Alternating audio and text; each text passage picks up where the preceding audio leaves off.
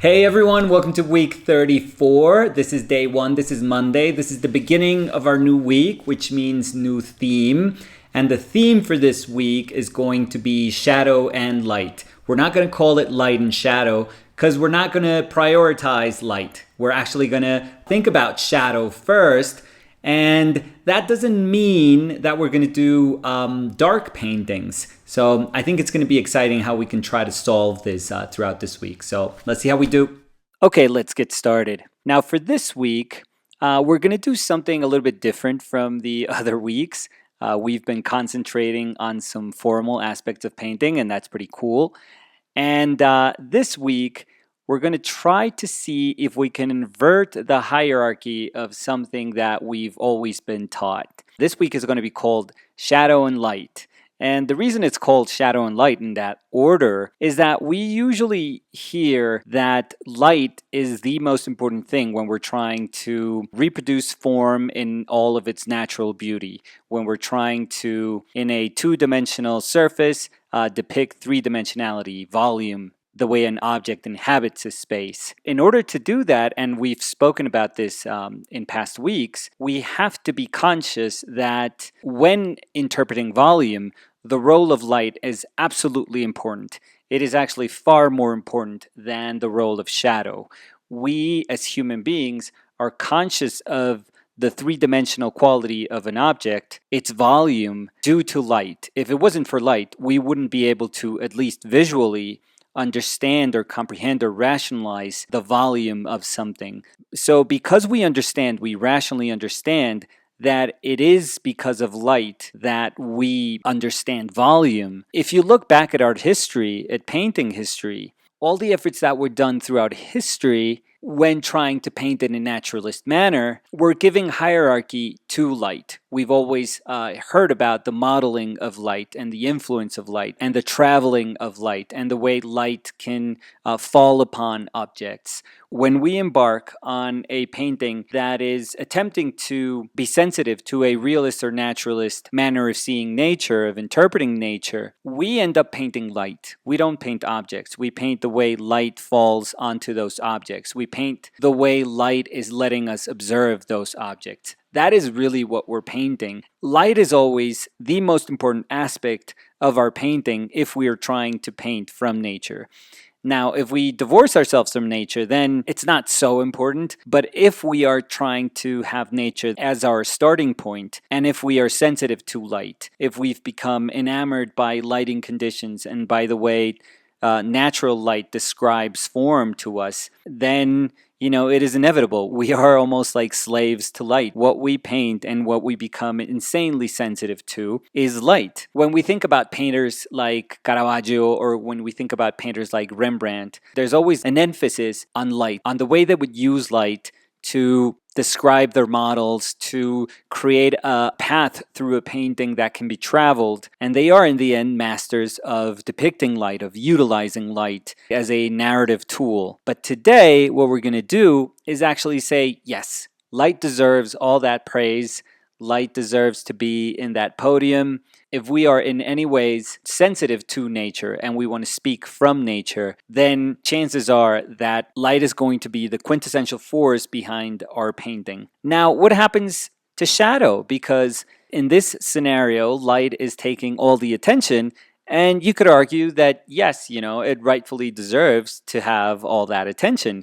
But what about shadow? Because if the role of modeling light, if the role of describing the volume of a form, of describing its three-dimensionality belongs to light, what does shadow do? What role does shadow play in all of this? And if we have to be blunt about this, we could say, well, in a case where it's just a big massive light and a big massive shadow, where very little ambient light is bouncing and filling up that shadow, then chances are that the shadow mass is going to be quite flat, actually. We can pretty much solve that shadow with a very quick pass of paint. Could even be like an underpainting, as it was in the Renaissance, High Renaissance, Baroque. And we could be done with it. And, that's it. We depicted a shadow mass. That doesn't mean that a shadow mass is always going to be kind of empty and it's always going to be void of information. No. That is actually one of the first very important things that we have to come to terms with if we are going to try to bring shadow up to that pedestal where light has actually stood upon for hundreds of years. We have to understand that shadow is actually a term that is super versatile because it doesn't mean the same thing. Now, if we think about it, in the Baroque period, a shadow mass, and particularly if you're thinking about a very chiaroscuro shadow mass, well, yeah, light is robbing all the attention, and it is light that's falling onto an object, usually a kind of spotlight, in the sense that that light is actually hitting that sole subject, and it's not going to be strong enough, or it's not going to be big enough to bounce around the atmosphere, to bounce around walls or anything that's around that sole subject, and it's not going to fill that shadow mass with very interesting hues and even differing values. No, shadow masses are usually quite stark, and again, you could get away with just painting them really flat or very empty even. So not a lot of work was put into shadows historically. You just had to be really, really careful about the design of your shadow mass, that it corresponded to form, and then you would just solve it in your underpainting. And then you would just leave it. You wouldn't really mess with your shadows anymore. But that was in the 15th, 16th, 17th century. But as we started moving forward, and as painters started becoming more sensitive towards natural sunlight, we started recreating scenarios in nature where light didn't just fall solely on our subject matter. No, it bounced around and it would fill up that shadow with wonderful hues and colors. And many times it would alter that shadow's value. So the idea, this preconceived idea that we have of a shadow mass being super, super dark, of equating a shadow mass with a super dark value, was actually being put to test. And that all came kind of tumbling down with Impressionism and Post-Impressionism, where painters started to look at nature without prejudice or without having a kind of previous understanding of how they were going to subject nature through painting. No, they started to say, I'm going to look at nature. Nature is always true. Nature is always going to be right. And all I'm going to do is try to be sensitive to what nature is showing me through painting. And that was probably the most amazing thing about Impressionism and Post-Impressionism, the fact that shadow masses started to become these insanely colorful subject matters that, you could argue that eventually rivaled what was going on in light. Shadow became as important as light. And I think that is super interesting. That's going to be our focus for the week. We're not going to try to qualify all the types of shadow masses that we can find in nature. I think that would be kind of absurd, to be honest. But we're going to try and concentrate on a few of them and realize how very different in nature they can be, but also how important they are in terms of design, composition, and the overall manner in which our subject matter is being depicted. So for today, we're going to do a super, super simple one, which is cast shadows. We're going to concentrate on a cast shadow. Instead of doing something that's terribly complicated, what we're going to do is just try to concentrate on the shadows that are being cast by the glasses on Danny's head. That doesn't mean that those are the only cast shadows in this painting, but those are going to be, let's call them exogenous to the portrait, so we are going to be a little more conscious of them. And before we think about cast shadows, we have to think about how they differ from the shadow that is formed when a volume turns away from light. Those two are very, very different, and they actually speak about things that are quite, quite different. For the first one, let's speak about how a volume turns away from light. That is the natural way in which we're going to see the three-dimensionality of form. We're going to kind of slowly, especially if a form is organic, we're going to slowly see how a form peaks and then slowly turns away from light until the form turns completely and it's not affected by that light. That is when a form is in shadow. Now, this is usually something that happens kind of gradually, especially, again, with very organic forms. But cast shadows are actually quite different. Cast shadows are the shadows that one form projects onto another. So, for example, in this painting, the nose is actually casting a shadow in the same way that the glasses, the rim of the glasses is casting a shadow onto Danny's cheekbones. The important thing to remember here, and this is actually super, super, super important about cast shadows, is that they won't really speak about that form turning away from light. You know, they're not a shadow in that sense. But what they are doing is that they are speaking of two very separate things. They are speaking of the shape of the object that's casting the shadow, and this is the coolest part, they're also speaking about the form onto which they're being cast. So they actually have to conform onto that form where they're being cast. And this is something that people don't really think about often.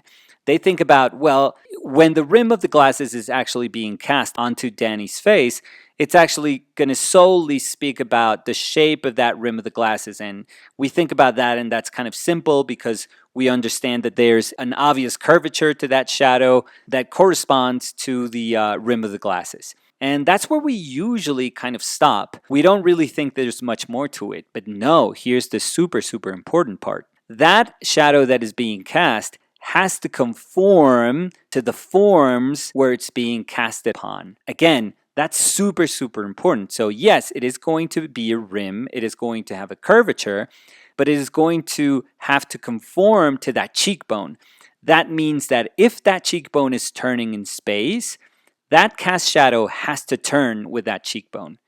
And that's amazing. You know, and I know this sounds a little bit complicated, and sometimes it's very, very subtle because it can be just the tiniest change in direction, you know, in that cast shadow.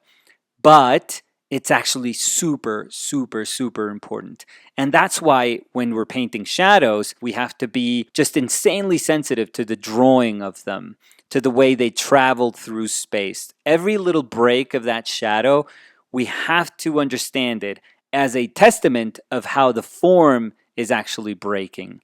So we can't divorce those two. So what happens many times too is that we are trying to paint light and we are trying to paint shadow, but we don't understand that the two of them are actually bound by structure. You know, structure is dictating how that form is turning in space. Structure is dictating how the drawing of that shadow mass, the drawing of that Terminator shadow that we're going to have to follow so faithfully. So that is going to be the focus for today. Understanding that, yeah, those cast shadows are usually super cool. Like if we think about probably the most famous cast shadow in painting history, well, at least for me. And it's Rembrandt's Night Watch. It's Franz Banning Koch's hand casting a shadow onto the lieutenant's outfit. Now, you could argue that that cast shadow is just overly theatrical. I mean, that's Rembrandt being 100,000% Rembrandt and just being super cheeky with light. But it does give that painting an enormous sense of theatricality that was always, always present in the way Rembrandt would design light in his compositions. But even though it's an absolutely wonderful and very, very famous moment in a painting, there is a kind of artificial quality to the way that shadow is being cast, because one of the things that it kind of doesn't do, and that's why I speak about it being somewhat artificial. Again, the impact of that shadow, and it's all wonderful. It's absolutely amazing. But if we're seeing it from a naturalist standpoint, from how shadows behave, we would be seeing that shadow actually kind of travel a little bit more, kind of three-dimensionally travel through the lieutenant's outfit. That's why I feel it's just this wonderful little detail that he wanted to put in. That is, in my mind, one of the most famous cast shadows in painting history. And I'm obviously not taking advantage of the power of light traveling through a form and casting a shadow onto another form like Rembrandt did in this painting by just casting, you know, the shadows of Danny's glasses onto her cheekbones. You know, that's totally not the same effect, but it gives us a chance to think about that, to actually reflect upon the power of shadow in that sense. So that's what we're going to be doing for this week. We're actually going to prioritize shadow in a way. And it doesn't mean that we're going to cover all the ways in which we can present shadow in painting. That would be absurd. You know, that would take a lifetime.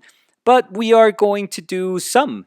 We are going to actually try and depict different ways in which a shadow mask is incredibly important for the way a painting is traveled and is being read, it's being ultimately experienced. So that's going to be it for today. I'll see you guys tomorrow. Remember, tomorrow is Spanish Tuesdays, so brush up on your Spanish. I'll see you tomorrow. Thank you. Bye.